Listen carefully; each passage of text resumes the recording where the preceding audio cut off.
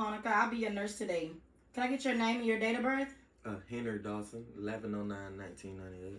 All right. We're going to provide privacy, verify the order. Verify your patient with 2 identifiers, your name and date of birth. Also, hands.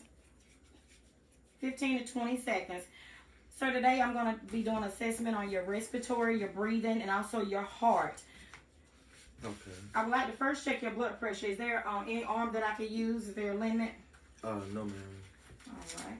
What does your blood pressure normally run? I'm not sure. All righty. Check your blood pressure.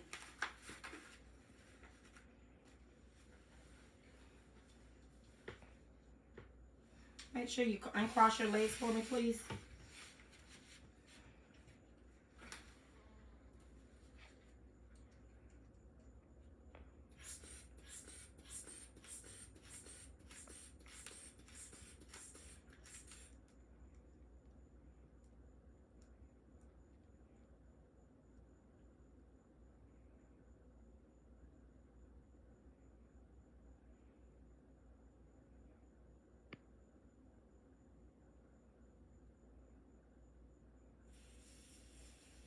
All right, your blood pressure was 118/70.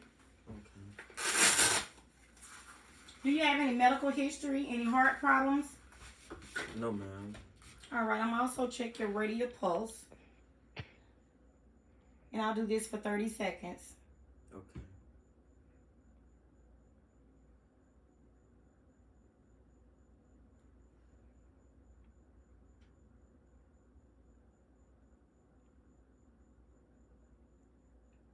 Have a good pulse. Thank you. Okay, after those 30 seconds, you can multiply the heart rate times 2, which give me 14. All right, sir. Also at that time, I was also counting his respirations. His respirations was 14. Pulse rate, we did 30 times 2, make it 70. Now, sir, I'm going to listen to your lungs, okay? Here you see the clavicle. We're going to go to the second intercostal space here. Listening to his lungs. And we all know that the right side of the lungs has 3 lobes and the left has only 2 because of the heart cavity. And we'll get the patient to take 1 to 2 deep breaths for me.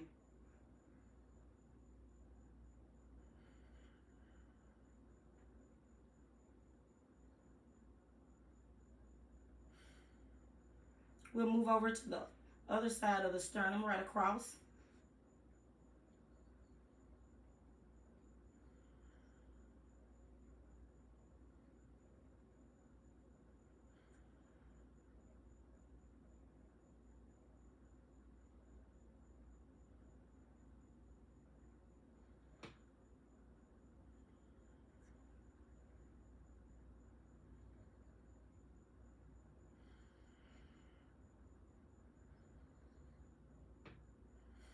We're now in the right middle lobe, and we're going down to the right lower lobe.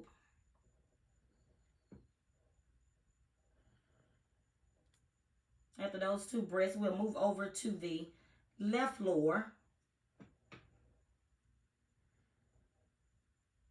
for 2 breaths, and we'll also listen laterally.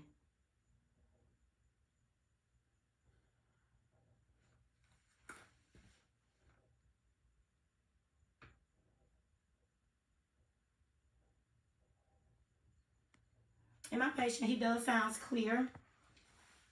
No wheezing or rhonchi.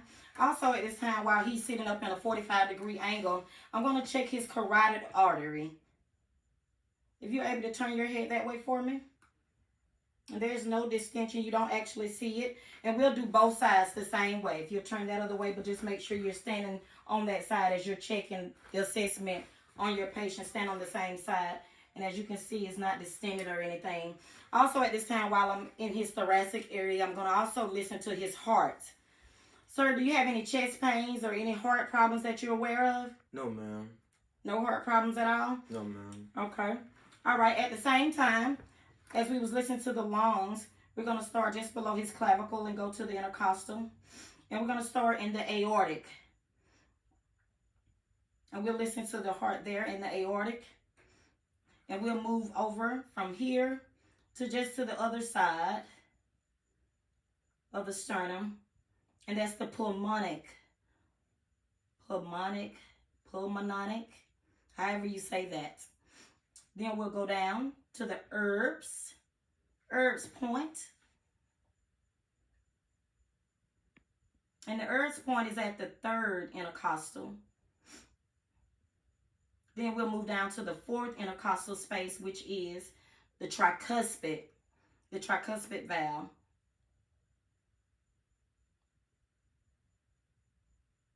Ooh, I can hear your heart good, son. I mean, Mr. Dawson.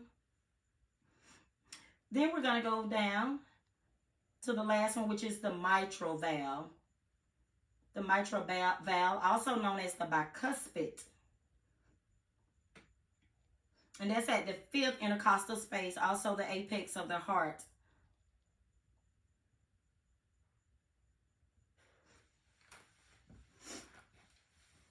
And like I said, as I'm at the top part, I'm also going to check for any swelling. And we'll start at the distal part to check his hands. We'll also check his capillary refills to see if it's less than 3. And they're blanching good. They're not blue or anything, so his circulation is good. And we'll also go up to check for any edema, any swelling of the limbs. Here is the radial pulse we're checking. Here we'll check for the brachial pulse. Also, which I've never done it, there's the axillary under the arm. And also, as we move down to the lower extremities, we'll check his pulse on his feet. And you'll make sure you check both feet. Check both feet. This here's the dorsalis pedis. Let's see his slide it back some. I want you to take it out just a little bit. So you'll know where to. You'll go right here between those toes and come up. And that's the pulse for the pedal, the dorsalis pedis. And also you go to the side, as you go around the side by the toe, just below the ankle in that little ridge there, and you'll check for the posterior tibia. You'll check that pulse, and you'll do the same in both limbs. Also here you'll check the popliteal, which is behind the knee. The popliteal, there's a pulse there. And also you have one in your groin area. You'll check there as well. And just make sure that all your pulse is the same. Some of them might not be the same in each limb. One may be weaker than the other. And you'll grade those on a scale from 0 to 4, which is 2 to 3 being your normal. Sir, do you have any questions? No, ma'am. Okay. Well, you seem to be very healthy. So just make sure you keep maintaining. And if you have any questions, just give me a call. Make sure your patient's call light is within reach and the bed is in lowest position.